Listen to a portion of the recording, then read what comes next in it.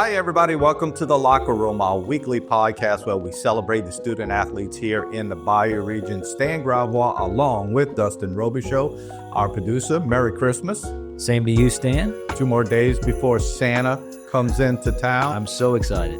I can't tell if there was a little tongue-in-cheek. Listen, I love Christmas time, so I am excited, obviously. I think it's the best time of the year. But that goes along with a lot of the sporting activities that are going on in the area, and it is very busy at this time. Any special plans for Christmas? Just hanging out with my family and giving gifts. Yeah, well, listen, I'll say it here at Christmas time and probably every week. Thanks for everything you do getting this podcast together. It certainly is a labor of love, and anything we could do to promote the kids in the area, we are going to do. As a matter of fact, if you have the opportunity, folks, subscribe to our site. Every Monday, we release a new episode that looks back on the week before and looks forward to the week that is upcoming. Of course, not a whole lot going on with sports during the Christmas holidays. There are a few basketball tournaments out there, and we do have a couple of soccer teams that are going to get on the fields. But that being said, obviously, it is sort of vacation time for our kids on the high school level. It was nice coming into work this morning. Yes. No traffic. Very little traffic. It's amazing what the buses on the road and the buses not on the road do on a given work day. And this morning, it was nice coming in. Again, we certainly hope you're having a great holiday season. We do want to mention soccer. Obviously, soccer is really hot and heavy right now. They are going to start their particular district slates in January, right when we get back from the holidays. And we want to pass on to you the record of our local teams in soccer in the area. Districts are a little strange. You may think that certain teams play with certain teams in a district, and that is not necessarily the case. For example, in boys soccer, District 7 of Division 1, you only have HL Bourgeois, Thibodaux, and Terrebonne. So you may ask, where's Central Lafourche? For some reason, Central Lafourche was put down into Division 2. Now, a lot of people out there are saying, well, wait a minute, South Lafourche was Division 2 and everything else, but they have to play in Division 1. No, South Lafourche gets to stay in Division 2 in soccer. Again, we could sit here talking for decades about rulings and how things work with LHSAA, and we'll never get to the end of it. So I'll just go through the districts as they are set up now, letting you know where everybody stands. In boys soccer, HL Bourgeois, 8 wins, 4 losses, 1 tie. Thibodaux High, 4 wins, 4 losses, 1 tie. Terrebonne High, 5 wins, 6 losses, 3 ties. Most people who are affiliated with soccer know that ties happen a lot. They cannot happen once you get into the playoffs and obviously in the finals for the state. But during the regular season, they are allowed to finish in a tie, which I don't like. I don't know how you feel about that. I hate the idea of playing a full soccer match and then at the end, it's a tie. Nonetheless, we have a lot of ties in the area, and you'll see that more and more. Let's move to District 8 of Division 2. So these are the teams in our area that participate in Division 2. Central Lafourche, 7 wins, 3 losses, 4 ties. Ellender, 4 wins, 5 losses, 5 ties. I can't stand that. I don't know. I know it would come down to extra time and things like that, but they play to a tie. South Lafourche, 4 wins, 5 losses, and 1 tie. South Terrebonne, 4 wins, 6 losses, and 1 tie. Again, this is all really before you're getting into the district slate. In 7-3, so that means District 7 of Division 3, we have 3 local teams. Morgan City is 5-4-4. Vandebilt, 4-7-2. And I know a lot of people are saying Vandebilt, usually they're a perennial power. Don't be mistaken by that. They play the best teams in the state of Louisiana to get ready for the playoffs. So Vandebilt and E.D. White. E.D. White's 2-4-2 on the year. Hold your horses on that just a little bit, simply because I think when they get into district play, it'll sort of even out just a little bit. And finally, we have 2 teams that play in Division 4. They're in District 8, and that is Homer Christian and Covenant Christian. Ironically enough, those teams do not play in the same district in any other sport. But in soccer, they play in the same sport. And if your question is why, my answer is, I don't know. You'd have to check with the LHSAA on that one. Nonetheless, Homer Christian is 3-6 on the year, and CCA really out to a good start. They're 9 wins, 3 losses, and 2 ties on the year. So that's sort of where your boys soccer programs are as we head into Christmas. Again, the bulk of soccer happens in January. Playoffs start in late January, and we name state champions at the beginning of February. Let's take a look at the girls' side of things. Let's go back to District 7 of Division 1, which is obviously the biggest schools in the state of Louisiana. Thibodaux, 11 wins, 2 losses, and 2 ties. What a great start for Coach DeGrees and that team. That is an excellent record at this point in the year. H.L. Bourgeois, 10-7, and H.L. Bourgeois has been playing some really good teams.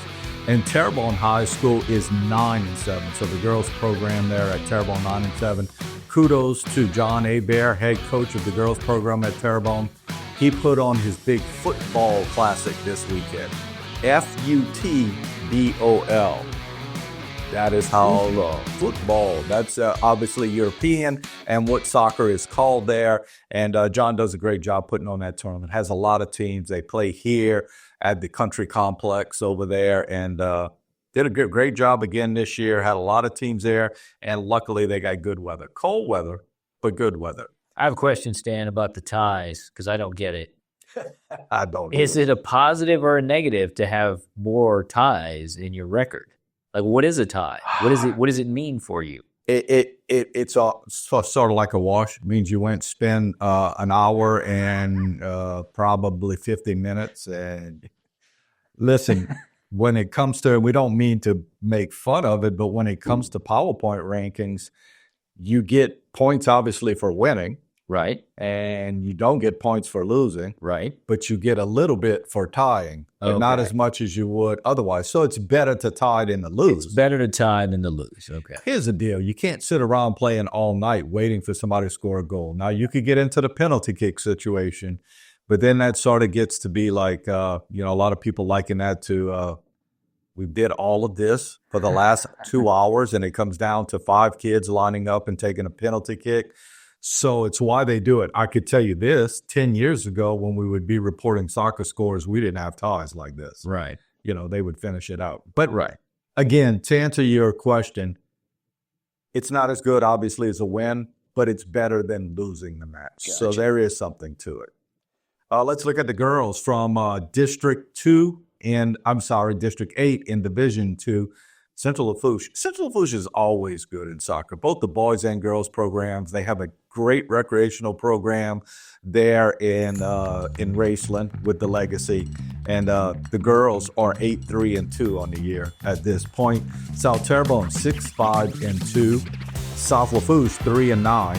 So they have no ties. So we can understand that one a little bit better. Ellender is 2-9-1. Yeah, it's the hardest thing to report these two when you get into the ties, right? In District 7 of Division 3, we have E.D. White, who's 7-5-1. Vandebilt is 6-6. Again, Vandebilt and E.D. White are playing really good teams.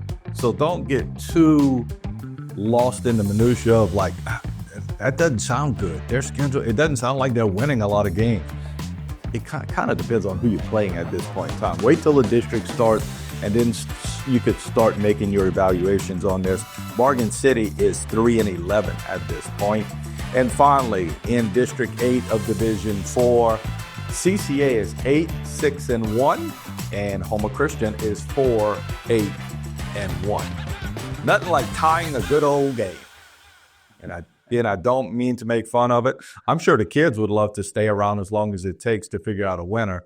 But it's the way the LHSA has it set up for regular season soccer. Right. Listen, I got to give big kudos to these kids. I don't know if you've ever been to a high school soccer game. I have. It's, how do I say this? It's at the weirdest time of the year for like the attire.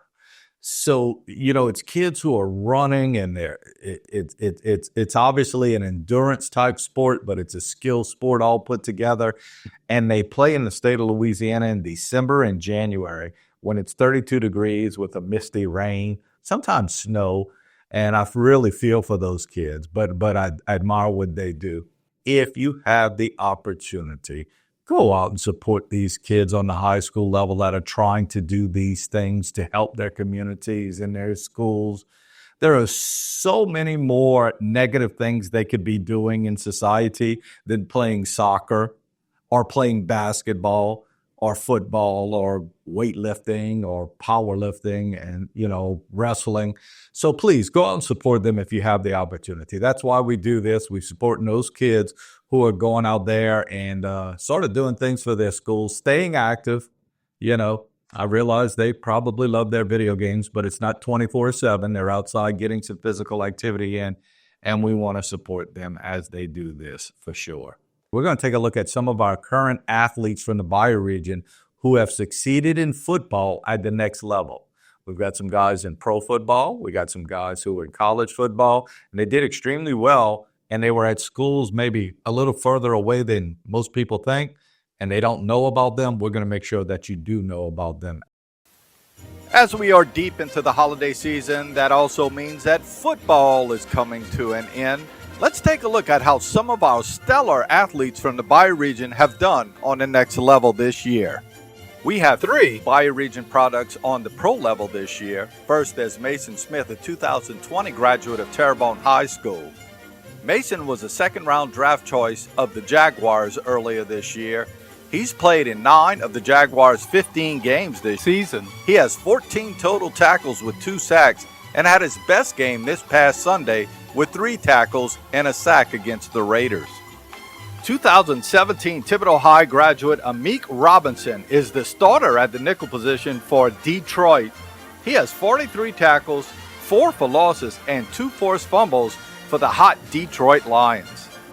Also in the NFL is 2016 Ellender Memorial High School graduate Tay Martin.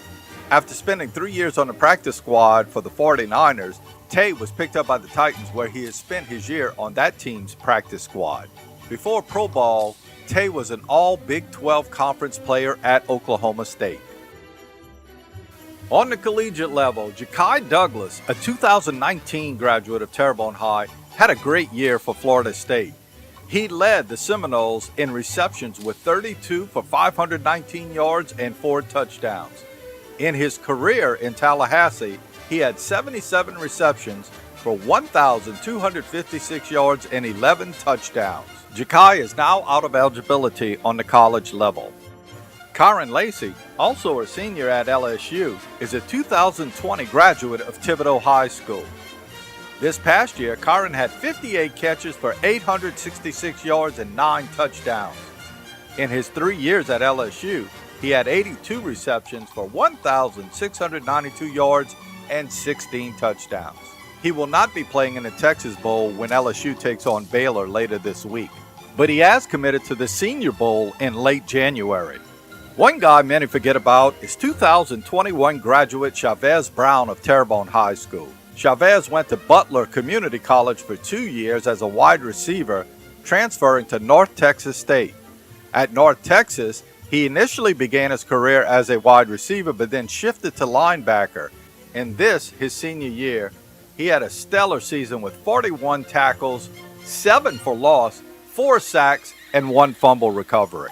Chavez will be playing in the 2025 Serpro Responder Bowl in Dallas against Texas State on January 3rd, and just found out he has 2 more years of eligibility. Because he played 2 years of junior college football, it will not count against his 4 years at a 4-year school, meaning he has 2 more years of eligibility on the collegiate level. That's right, folks. Go to a junior college and you could play 6 years of college football. A little more locally, we had 2 forces from the Bayou region on the Nickel State defense. First, 2022 graduate of E.D. White High School, Ethan Lee, had a great year in the defensive backfield for the Colonels. The safety had 48 tackles, multiple pass breakups, a sack, and 3 tackles for losses for the Colonels. Also having a terrific year for Nickel State was 2022 graduate of Vandebilt Catholic Alex Villavaso.